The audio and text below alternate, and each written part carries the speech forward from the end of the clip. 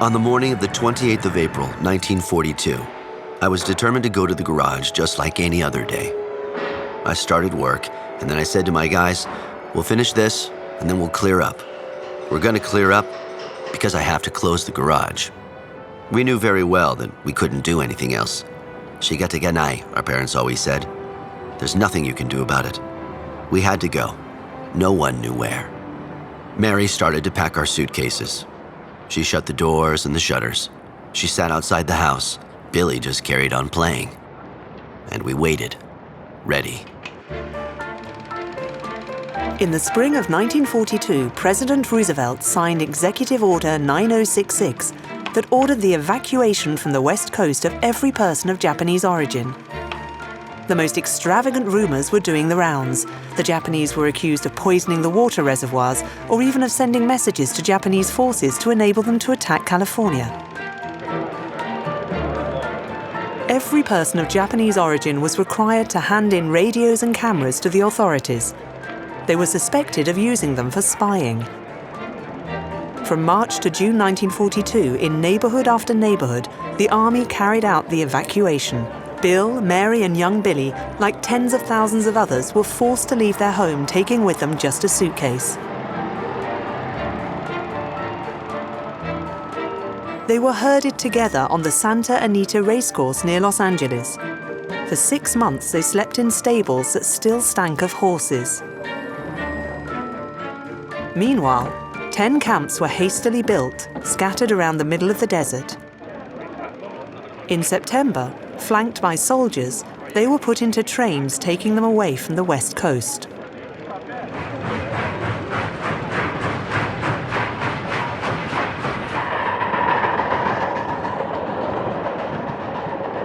The journey was endless.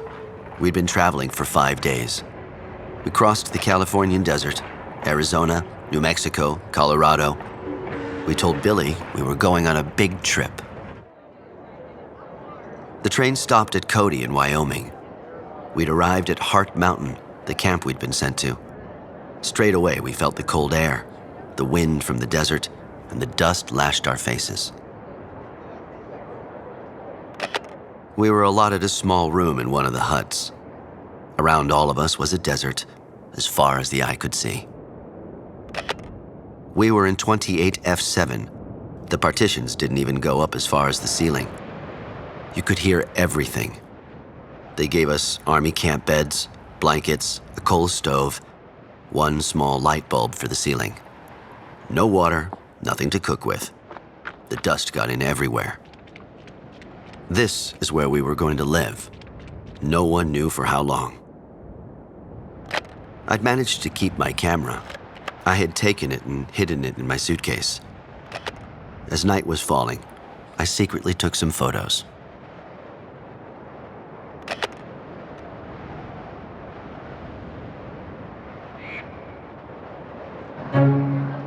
By the autumn of 1942, the American West Coast had been completely emptied of all people who looked like the enemy. Shopkeepers had quickly sold off everything before leaving. A federal agency had been set up to implement this obligatory migration. From then on, all people of Japanese origin lived in one or other of the 10 relocation camps. By train and by bus, over 10,000 people arrived at the Heart Mountain camp. Displaced without ever having been tried. 2/3 of them were children and young adults with American nationality. The local population were anxious as they watched these new people arrive. The local newspaper in Cody, the nearest town, splashed on its front page, 10,000 is a lot of Japanese. The guy in charge of the camp agreed to let us take some photos, but the rules were strict. No photos of the barbed wire or the soldiers who were guarding us. I told him it's for my son, Billy. I bought the camera when he was born. I want to keep some record of him when he was small. I would never have imagined that I'd take photos of him in a camp. Because it was really a camp we were in. Meals, laundry, washing ourselves, everything was done in shared rooms. We spent our time waiting and standing in line. Mary and her younger sister finally let me take photos of them. Mary put on her favorite dress, the blue one. She was worried. The FBI had arrested her father, Junzo, a few weeks after Pearl Harbor. We knew he'd been put in jail. He wrote to tell us there was nothing to worry about, but she didn't believe him. The FBI arrested all those like him who had a role in the community. He was a member of an association that gave Japanese lessons. That meant he was suspect. Billy made friends straight away. His pal Bobby always had a scarf in the American colors around his neck. This was their country. They were born here. Nothing here surprised the kids or frightened them. The camp was like a vast playground. Just before we left, Mary bought Billy a little American Army outfit. He never took it off. I built him a little plane with what I could find here. All he wanted to do was make it fly.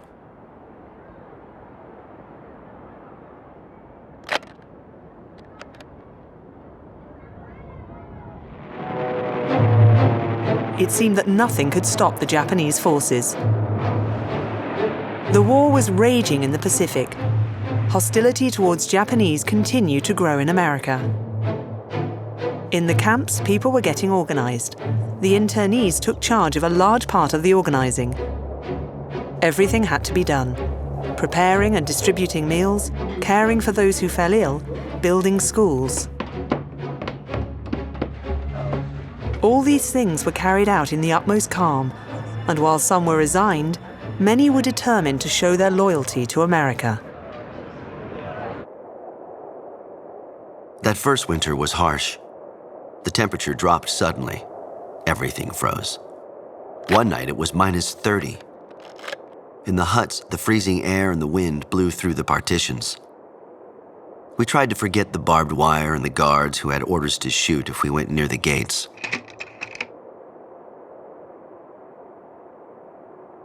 I managed to photograph one of the camp watchtowers one morning. I don't think anyone saw me. I started to work as a mechanic at the warehouse. Time passes more quickly now, and I'm going to earn a few dollars. Of course, nothing like I used to earn before the war. I think about my tools that I left behind. There's no way of knowing how long we'll be here. When the war's over, maybe we can go home.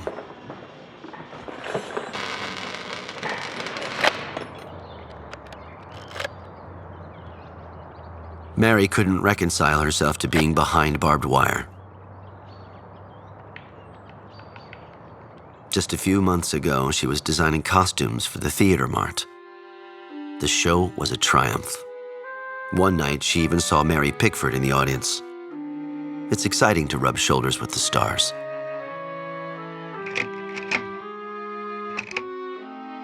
To begin with, there was nothing she wanted to do. And then she took up sewing again for her friend and her sister because she felt relieved. Her family was all together again. Her father, Junzo, was out of prison and he'd joined us. To celebrate Junzo's return, we took a photo of us, the men of the family. I wore my favorite Hawaiian shirt. Junzo barely mentioned the months he'd spent locked away. I think that for him, the idea that someone could think of him as a traitor was worse than having to leave everything behind. And then he started worrying about the little farm he'd left, his fields of rhubarb in California, everything he had built. The neighbor promised to look after it, but how could you trust him now? He got to work straight away. You need a lot of people to grow crops, and yet it's difficult to imagine that anything could grow in this desert.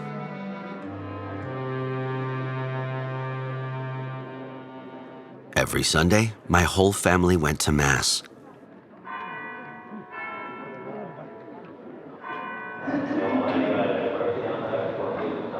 My parents converted 40 years before when they arrived in America. One Sunday afternoon, a sumo wrestling tournament was organized. A lot of men came. We had a good time. The old-timers said, "Just wait and see. It'll bring us luck for the harvest." It was quite new to me. I grew up playing baseball and basketball. My hobby is automobiles. Me and my friend Frank, who worked in the garage, built these racing cars. When I work on my model cars, I forget everything else. This car was for Billy, so he could roll it in the dust.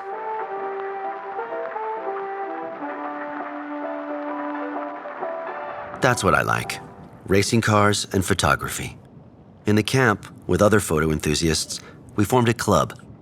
I built a tripod for my camera out of bits of wood I had salvaged. I sent the films to Los Angeles to the same shop I always went to, but I created a new identity for myself with a French name, Bill Manbo. It had a good ring to it. Neither American nor Japanese. I'd solved the problem. I was French. The Japanese army suffered its first defeat at the Battle of Midway. This marked a turning point in the Pacific War. The Japanese were no longer invincible. In 1943, Japan was still at the head of an empire, but she had suffered heavy losses.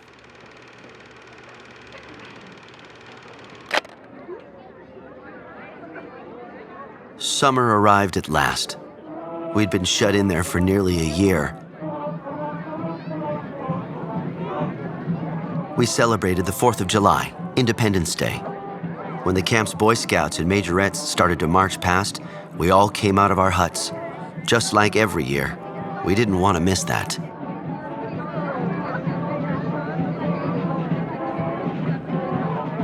But there, smack in the middle of the desert, behind barbed wire, we couldn't really be happy. What sort of country was this? Our country that we were celebrating, and that held us in prison. I thought of my friend Utaro. We grew up in the same neighborhood. He joined the army right after Pearl Harbor. He wanted to defend his country, to show that we're not traitors. He wrote us he couldn't wait to leave for Europe. But up to then, as he was of Japanese origin, he wasn't allowed to fight, not allowed to carry a weapon. War was on everyone's mind. But we didn't think about it. We just wanted it to be over, that's all. Prisoners in this vast desert, we waited. In the summer, we were stifled, and the days were long.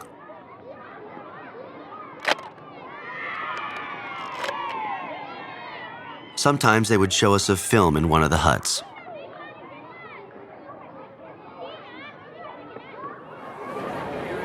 And that year, they allowed us to celebrate the midsummer feast of the Buddhist calendar, Bonodori. The whole camp was there. It's a feast to honor the spirits of our forefathers.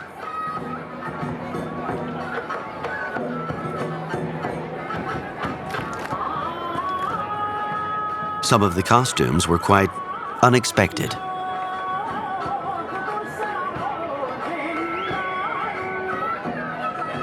The young women and girls of the camp danced for a long time in their yukatas, their brightly colored kimonos.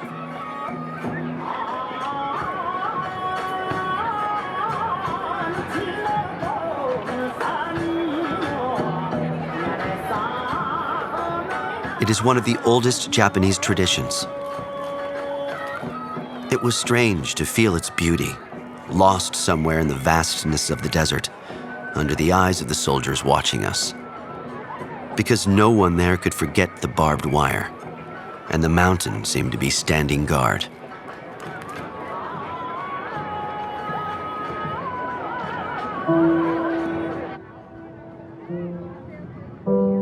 One day, we went to take a closer look at the wire that kept us in. Billy and Mary were there with me. I wanted to take a photo of Billy so that he wouldn't forget where he spent the first 5 years of his life. Since the start of the war, young Japanese Americans, even though they were US citizens, were nevertheless considered as enemy aliens, suspect and unsuitable for combat. But in 1943, the tone changed. The army wanted to mobilize them to go and fight on the battlefields of Europe. But first of all, the authorities had to be convinced of their loyalty. Every person of Japanese origin had to fill in a questionnaire. This loyalty questionnaire galvanized the anger of the interned people. One question required them to choose to swear allegiance to the USA or to the Emperor of Japan.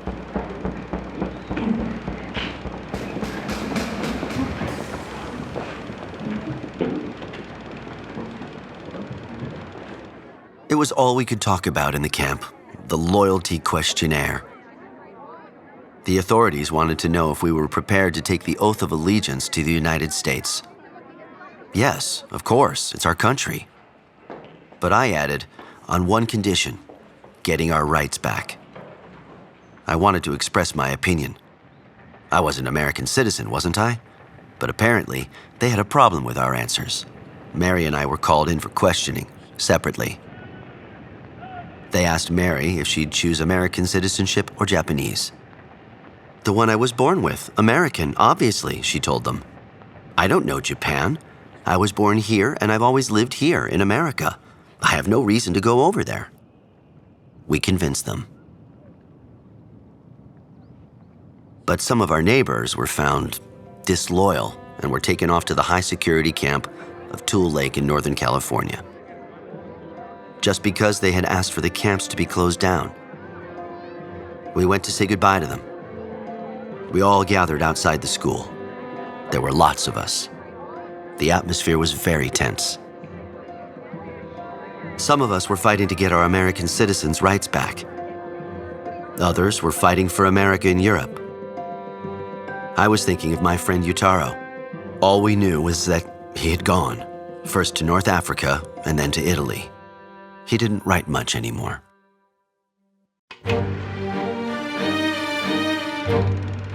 25,000 young Japanese Americans joined up.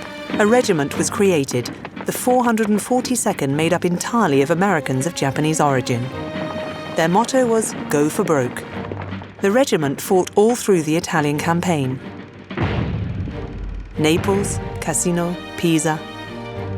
In the autumn of 1944, they were sent to eastern France. The German army had been dug in for weeks around the town of Poirier in the Vosges. The men of the 442nd liberated the town of Poirier on the 19th and 20th of October 1944. They then received the order to relieve a Texan battalion surrounded by the Germans.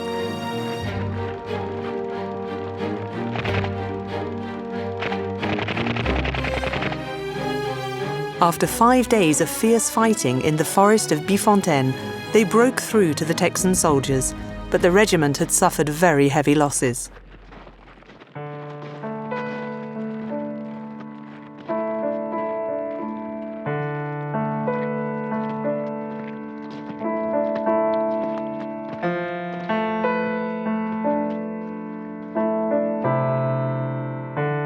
Yutaro was killed in France, in the Vosges Mountains, according to the paper. He was 26. He was buried in a town called Épinal, in that country I dreamed of. He was fighting for his country, the USA. He was proud of it. He died to keep the world free. And we were still there in the camp. It had been 3 years. I knew every nook and cranny in that camp. I couldn't even bring myself to photograph it anymore. I'd had enough of waiting for the war to end. We hadn't told Billy yet that I was going to leave. And I was going to do it alone and leave Billy and Mary behind.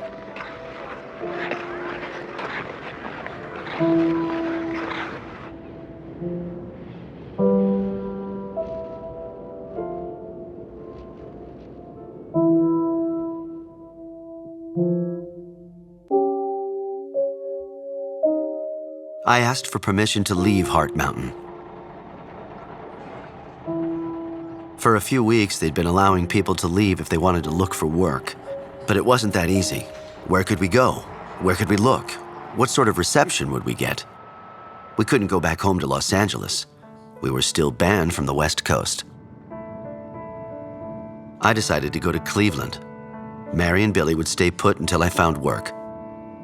I promised Billy that we would all be together again soon.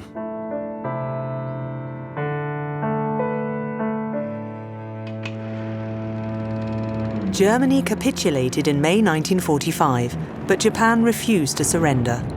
The United States decided to use atomic weapons and at the beginning of the month of August dropped atomic bombs on the towns of Hiroshima and Nagasaki. Shortly afterwards, Japan surrendered unconditionally. Sirens sounded in Heart Mountain Camp. The war was over. The 442nd, the regiment composed entirely of Japanese-American soldiers, was the most decorated in the American Army. But it was also the one that suffered the greatest human losses. The Heart Mountain Camp closed officially on the 10th of November 1945. Every person interned in Heart Mountain was given $25 and a train ticket to the destination of his choice.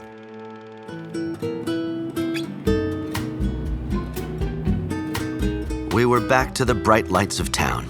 We'd finally got back home. A year after the end of the war, I reopened the garage. My tools were still there where I'd put them. And little by little, the customers came back. But for many of those who'd been with us at Heart Mountain, there was nothing left. Junzo and his wife would never return to their little house. The rhubarb fields had been plundered. They had to start all over again, from the beginning. And then, life picked up where it had left off. I put the photos into the boxes. I put away my camera. Mary and I wanted to move on.